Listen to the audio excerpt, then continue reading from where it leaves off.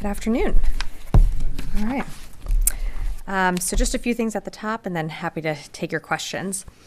On Sunday, U.S. Central Command and Syrian Democratic Forces conducted a partnered raid in Syria. The operation resulted in the death of 4 ISIS operatives who were targeted to disrupt and degrade ISIS's ability to plan, organize, and conduct attacks against civilians, as well as U.S. citizens, allies, and partners throughout the region and beyond. U.S. CENTCOM will continue to work with our partners to aggressively pursue ISIS, which remains a threat to the region, our allies, and our homeland.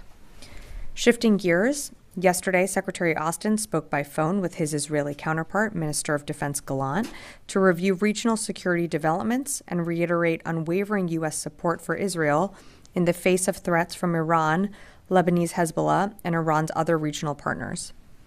The Secretary emphasized the U.S. commitment to deterring regional adversaries, de-escalating tensions across the region, and reaffirmed the priority of reaching a ceasefire deal that will bring home hostages held by Hamas, and an enduring diplomatic resolution to the conflict on the Israel-Lebanon border that will allow civilians on both sides to return to their homes. And looking to tomorrow, Deputy Secretary of Defense Kathleen Hicks will travel to Baltimore for the naming ceremony of SSN-812, a Virginia-class nuclear-powered attack submarine.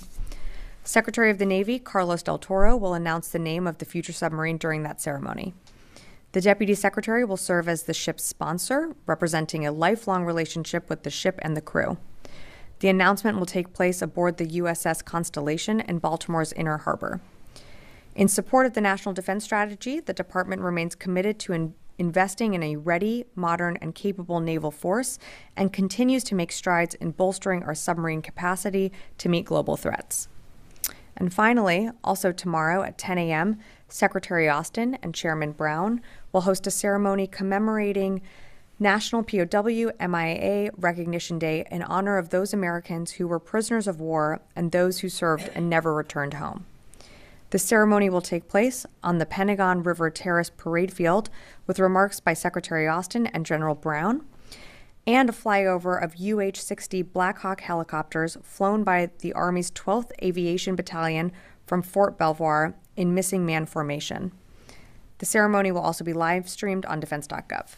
And with that, I'd be happy to take your questions. Lita. Thanks, Sabrina. 2 things. One, has the Pentagon ordered any changes or shifts with ships in the Mediterranean Sea to better prepare for any potential NEO, and has the State Department requested any help for a NEO?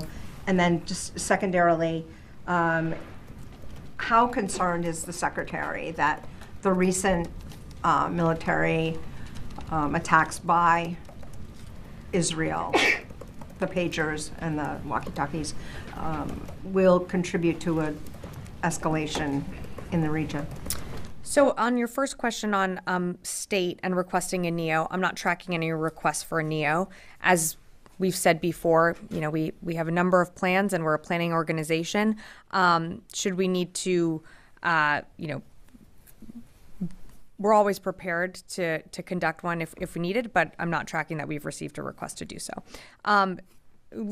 Further leading on to that question, you asked about force posture changes. I'm not tracking any additional force posture changes in the Eastern Med or in the Central Command area of responsibility. Should that change, we'll keep you updated on that. In terms of the attacks that you referenced, first and foremost, the U.S. was not involved in any way, so I don't have anything to add on these particular separate incidences that we've seen. Separately, we are always concerned about escalation, and that's something that you've seen us reiterate throughout the readouts that the Secretary has done with, whether it be Minister Gallant or with other leaders around the world. We're certainly concerned about escalation. We know regional tensions are high.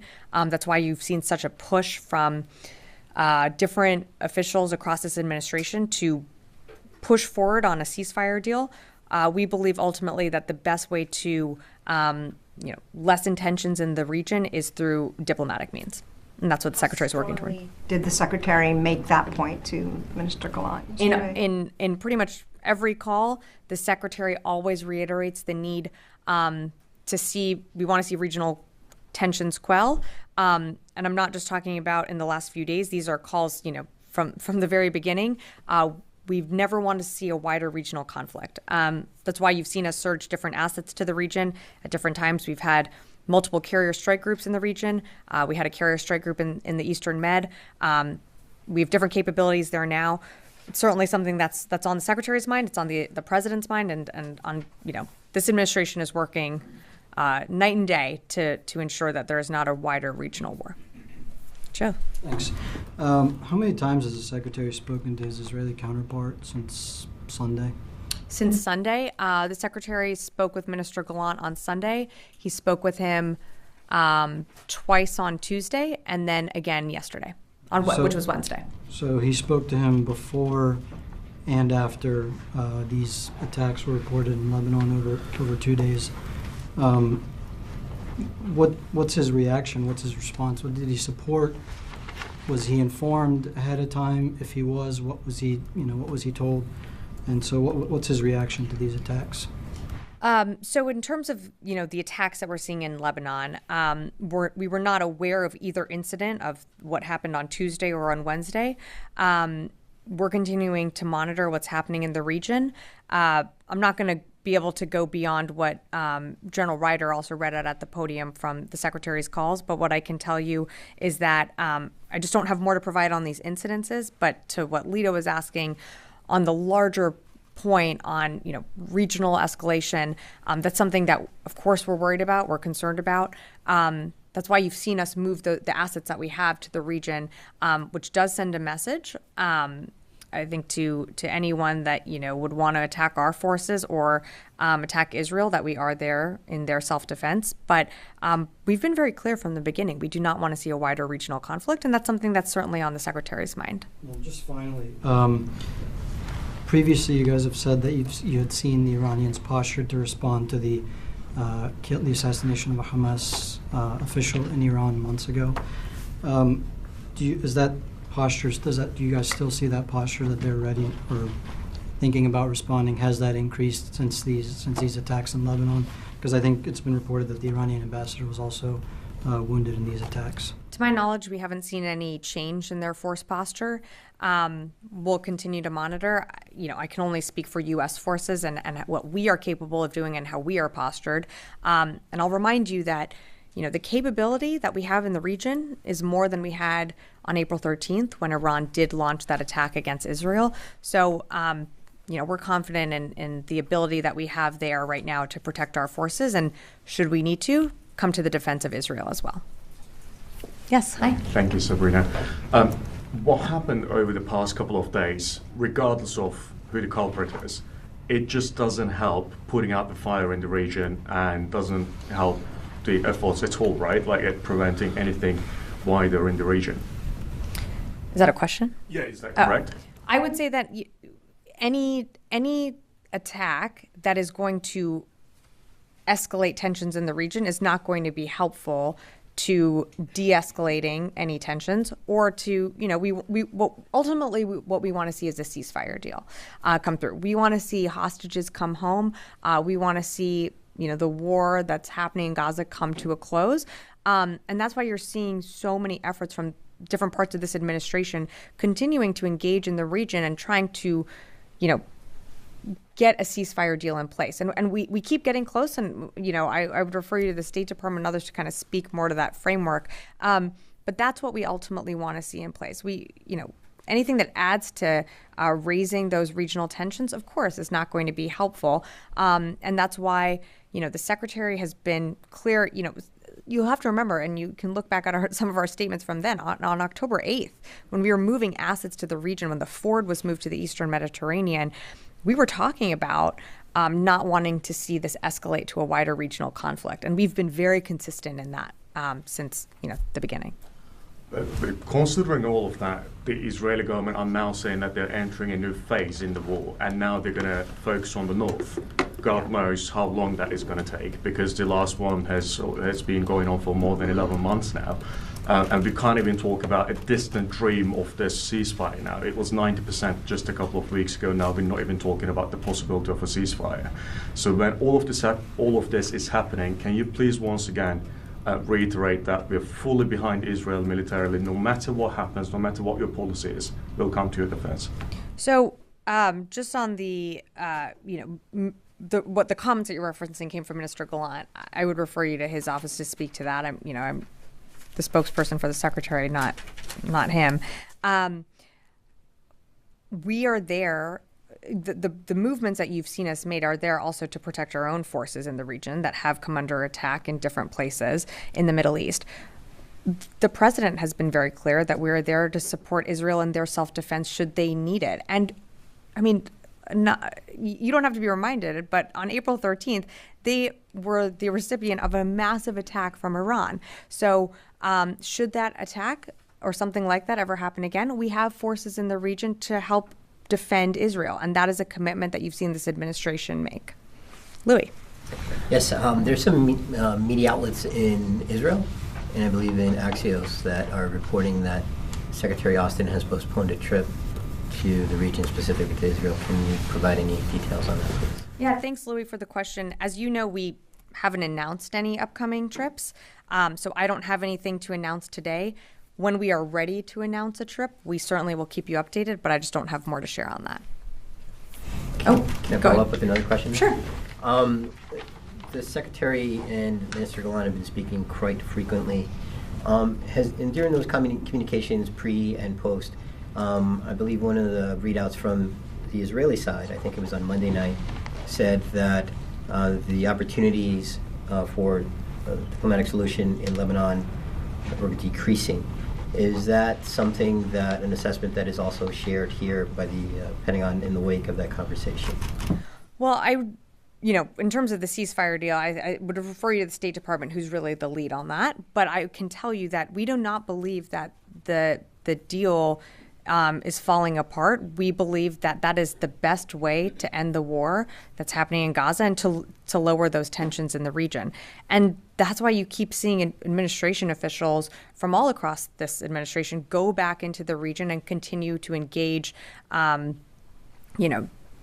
different countries, different partners there to try and bring a deal closer together. Because ultimately what we're talking about is bringing hostages home and an end to what has been, I think it was referenced earlier, an almost year-long conflict. And that's what I think everyone wants to see, is this come to a close and see a new path forward for the Palestinians in Gaza and see our hostages come home. So no, is the deal done? I don't think so. We're still working towards that every single day, but we need the commitment from all of those involved to make sure that it can be put into place.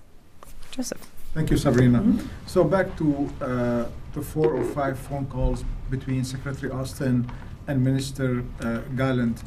Is it fair to say, because if we read the press releases here at the Pentagon and we see the Israeli reports, it looks like Secretary Austin is not on the same page with Minister Gallant when it comes to reducing tensions, avoiding any incursion in Lebanon. Is it fair to say that there are some differences between Secretary Austin and Minister Gallant? Well, I won't speak for Minister Gallant. I can only speak for Secretary Austin. I think there is a shared agreement that no one wants to see this broaden out to a wider regional conflict. There's also an agreement that we want to see a ceasefire deal put into place. The parameters of that deal and how it gets implemented, those are still being negotiated. And again, I would refer you to the State Department, who's really lead on, and the NSC, who's really lead on some of those negotiations. But I certainly think there's agreement between both countries that we do not want to see a wider regional conflict. So what you're saying now, this is your vision towards the conflict in the region. Do you believe that the Israelis are listening to these points that you mentioned? I think they're certainly listening. You wouldn't see this amount of communication between Secretary Austin and Minister Gallant. Are they accepting? Yeah, so I appreciate the question. I'm not going to go beyond the readouts. What I can tell you is that every time that the Secretary engages Minister Gallant or anyone else in the region, these are direct conversations that are being had about not wanting to see this widen out to a broader regional war. And they have conversations about other things too, whether it's, operations being conducted within Gaza, whether it's on, tensions growing on that northern border. There are conversations, I would push back on the premise that they're not listening when there's so many conversations between the two of them so frequently that, of course, there's engagement. We can agree to disagree at times, but I'm just not going to be able to provide more than the readouts from before. Yeah. Yes. Thank you. I have a question on the PDA for Ukraine. So it looks like Congress is struggling with passing the CR now. So why not to choose what seems to be a more straightforward path and just formally notify Congress about the intention to use the remaining authority to secure this amount as it has been done before? Well, we do plan to use the authority that we have allocated for, we do plan to use the amount that's allocated for authority. It's being able to extend that authority to use it beyond the fiscal year that we are working with Congress on. So there is every intention that we want to use every dollar and cent of that authority, but the issue is also we can't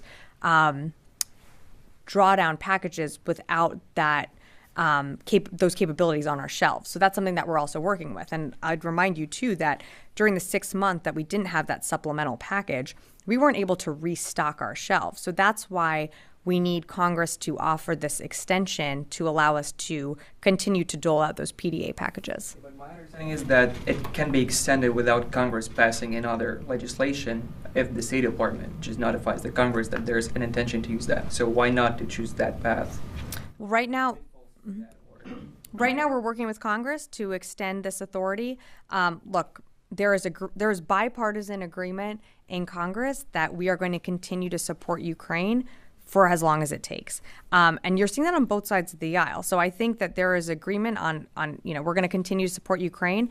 We're working with Congress right now. When I have more to share, I will. One more. Do you have maybe a number for how much money remains from those recalculated accounting errors for aid for Ukraine? Do you have anything with that? I can tell you that we have $5.9 billion left in Ukraine PDAs, all but $100 million of which expire at the end of the fiscal year. So it's a total of 5.8. I don't have the recalculated cost from some of those other packages, but that's the total that we have right now. Tony, I know you're going to ask a Try PDA this question. another way. Sure. You've had since April to spend all this money. You guys moved with alacrity on a lot of stuff. You had a $1 billion PDA, and then the rest have been in the $250 million range. Mm-hmm. Why have you not obligated all this, used this authority to this point? This doesn't make a lot of sense. Well, Tony, the reason why we haven't been able to send out what you're saying is larger packages is because we have to have those systems, those capabilities, those munitions on our shelves. If we don't have something on our shelves, we can't just send it out. And so that's part of the reason why, you've seen a range of in size of these packages, but they are metered and they are also done that way because that's how the Ukrainians also receive some of these capabilities, and it helps them also be able to process it, get it to their front lines or wherever they need it to go. This is a system that was put in place, early on. If you just sort of dump a bunch of things on the battlefield and capabilities, that also doesn't help. We are taking a metered approach that we've worked out with the Ukrainians on You're this. saying there's stockpile, there's inventory shortfalls in what, rockets and missiles and protective gear? I mean, can you flesh it out a little bit? This seems kind of surprising. And we're always assessing our readiness. So against any package that's drawn down, it's always assessed against our readiness. So if, the services, the chairman, the secretary do not feel that, a certain package can, have certain things or amounts in it, then we won't draw that down until we can backfill our shelves. What happens to the $5.8 billion in authority if there's no extension? And this is like free money to you guys. What happens to the? It's not money that goes back to the Treasury. It's just authority that goes poof, and you don't have. The funding remains. It's the authority that needs to be extended. So we're working with Congress again. We're continuing to engage. When I have more to share, we will. But this is something that, as I mentioned earlier, has bipartisan support to make sure that Ukraine is continuing to get what it needs on the battlefield. So we're going to continue to work with Congress on this issue. Okay. Yeah, Phil. Two questions back on Israel. One is, the administration's been quite clear that it's going to do what it needs to do to help Israel defend itself. Does that apply to an Israeli offensive into Lebanese territory?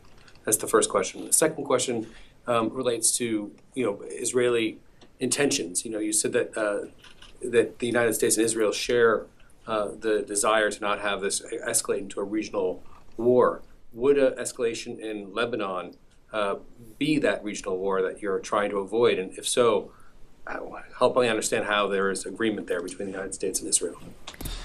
So on your first question, Phil, I think we've been pretty clear from the beginning that we are there in the defense of Israel should we need to come to their defense.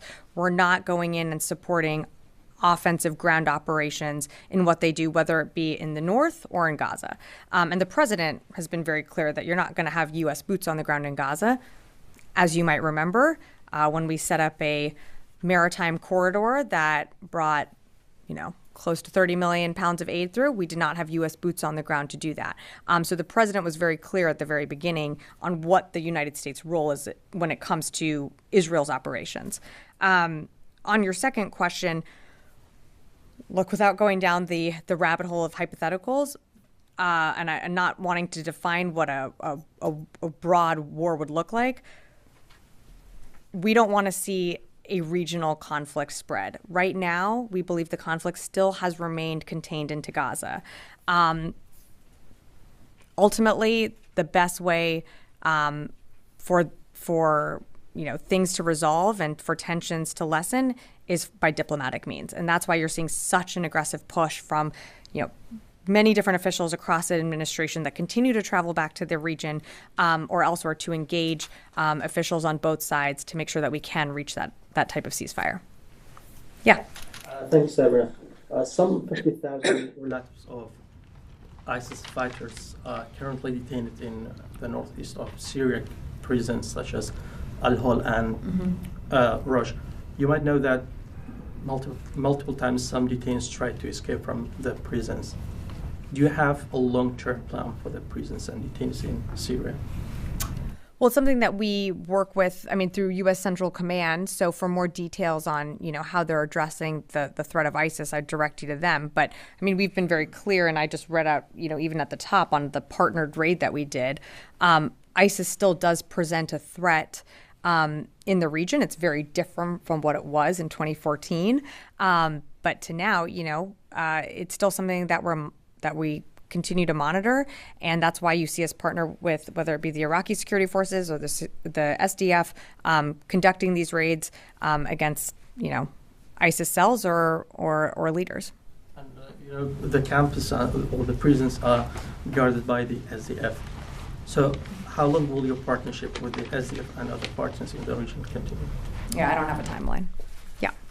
Thank you, Sabrina. I have a question about the recent resolution approved today in the European Union about the use of European weapons in the Russian territories. So some European states, such as Italy and a few more, did not sign it. So I have two questions. My first question is, does this lack of unity in Europe right now in the use of weapons in the Russian territories may compromise the decision of the U.S., such as the Pentagon, maybe to use different kind of weapons in Russia, such as the long-range missiles? That's the first question. Sure. So on the use of long-range weapons into Russian territory, our position and our policy hasn't changed.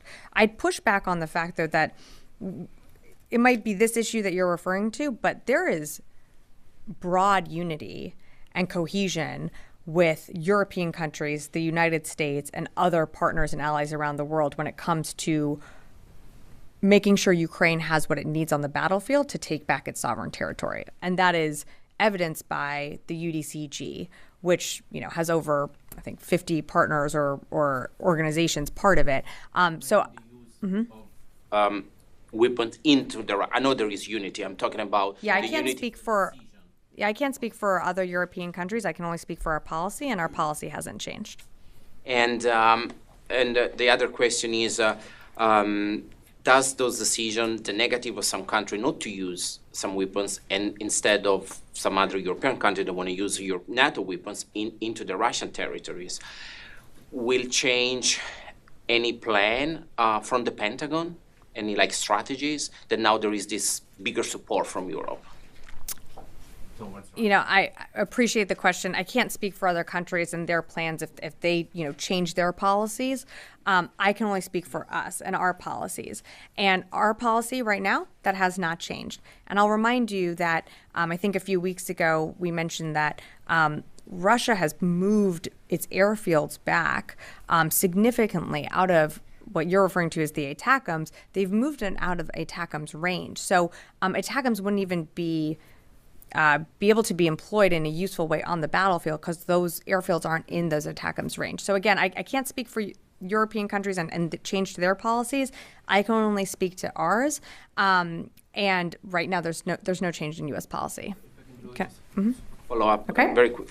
So it would be best for all European countries to approve the use of weapons in order to move Russia's back and have, and free Ukraine faster from Russia. That would be like the best hope. I think we're getting into a bit of a hypothetical, and I do want to point out, and what the Secretary has said, as someone that has, significant experience on the battlefield and understands how these things knit together, the Secretary, whenever he talks about this, we've, have been very clear. It's not a silver bullet. It's not one capability that's going to win the war or suddenly, unlock something for the Ukrainians. It's how all the weapons, all the systems knit together and how the Ukrainians employ those together on the battlefield. That is how they are going to be successful. So again, it's not one system that all of a sudden X happens and it's a deluge and they've been able to take back all their sovereign territory. It's not a silver bullet. It's how they all work together. And you're talking about U.S. systems, NATO systems, different European systems, and old Soviet systems all working together. And that is a challenge, and that is why, the Ukrainians continue to they're employing all these different types of capabilities on the battlefield and still being very successful at doing that. But it is not one system or capability that's going to be that silver bullet. Yeah. Thank you, ma'am. I wanted to ask about AUKUS Pillar 2 and kind of the efforts to reduce export control restrictions. There was a release this week, and I kind of understand that there were amendments to arms traffic regulations and licensing exemptions. Does the Secretary feel there are further changes necessary to support Pillar 2 and our AUKUS partners as far as trade?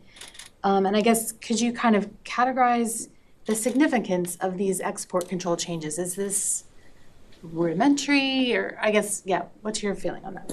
I'm going to take that question for you. I just don't have more details to offer on that one. Yeah, and my own understanding, I guess I'd love to know what's the Secretary's process of how he helps support these changes. Is it through state or commerce or, but like for AUKUS? Yeah. It's of course, an interagency process, and we have, different levers here throughout the department, whether it's in our policy channels or, and through the services that all engage on issues and advise the Secretary. But look, I will take your question, your first one on that, so we'll certainly get back to you on that. Yes. That.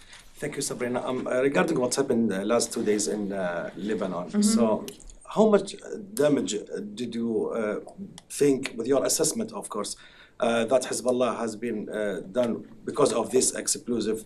And do you think these steps or these explosives will deter Hezbollah from attacking Israel again? And my last question will be, do you still confident that the diplomacy is still possible to solve this tension, high tension at the border there? Yes, absolutely. Diplomacy is the best way to resolving the tensions that we're seeing in the Middle East.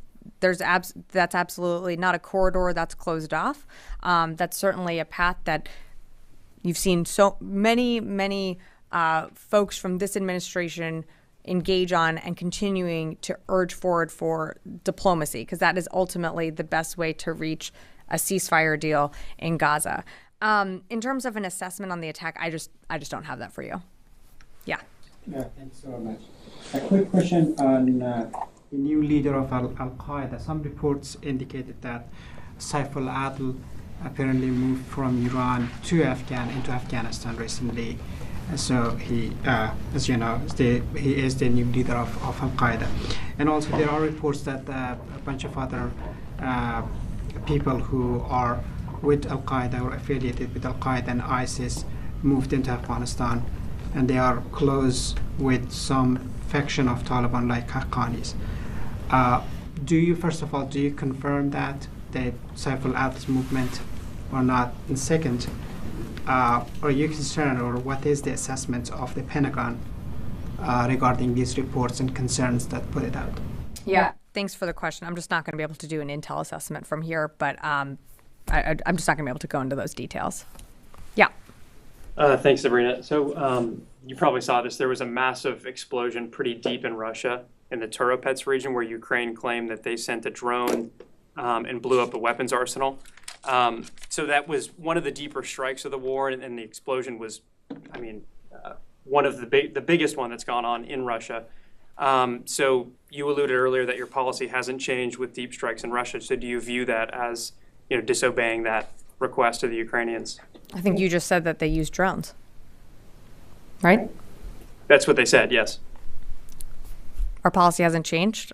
To my knowledge, that ATACMS wouldn't even reach what you're referring to. Again, they've moved many of their airfields out of ATACMS range, but our policy hasn't changed. Okay. So we haven't provided them any drones?